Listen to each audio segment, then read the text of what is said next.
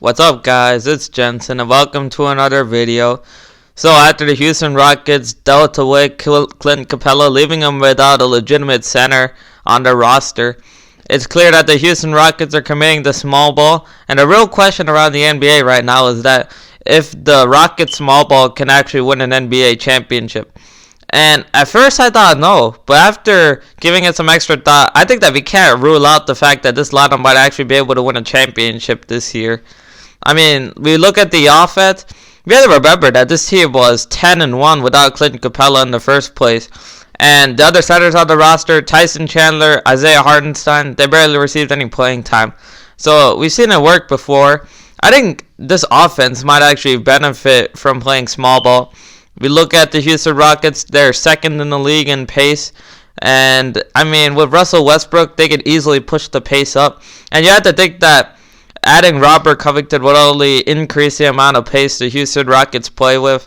And I think that, especially with some slower paced teams like perhaps the Denver Nuggets, for example, this fast-paced style might actually work well. But we have to remember that they have James Harden, whom, like him or not, he's probably one of the better half-court offensive players in NBA history. So they can always slow it down with Harden ball. They can speed it up with Westbrook pushing it down the court. And then you look at the bench. They have Austin Rivers, Danuel House, Ben McLemore. That's a pretty dynamic bench right there. So you have the bench scoring. Danuel House is a nice forward. He's a good three-point shooter. We look at PJ Tucker and his versatility.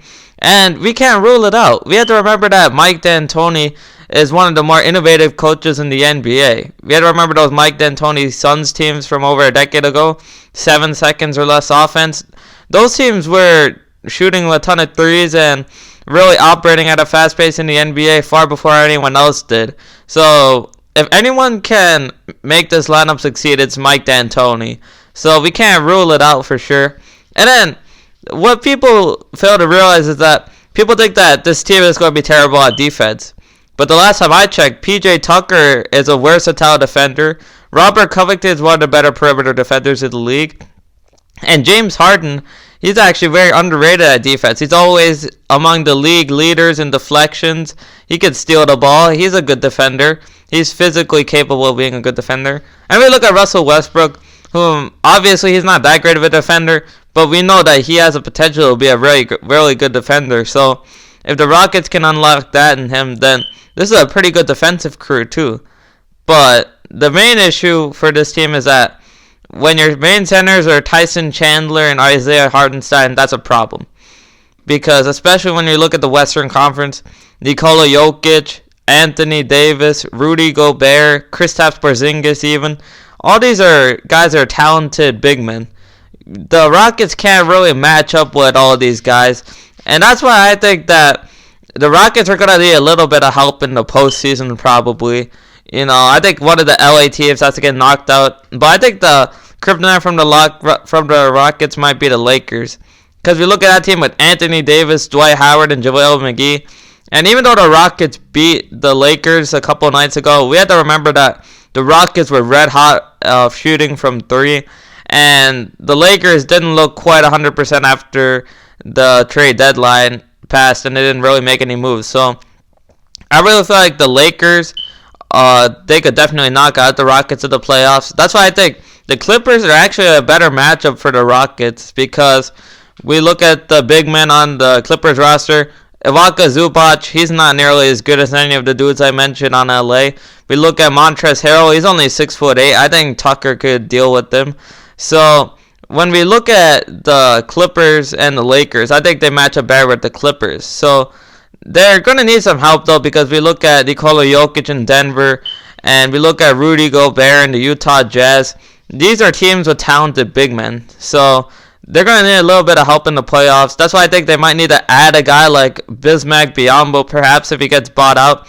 They need to add a potentially talented big man. But I think the Houston Rockets are really on to something. Because we look at the NBA right now, Andre Drummond, the league's leading rebounder, he got dealt for virtually nothing to Cleveland.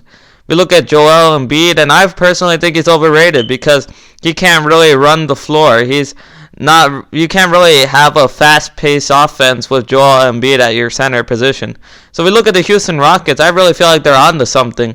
They're going to need a big man, that's for sure, but we can't rule out the fact that this Rockets team actually might be able to win a championship.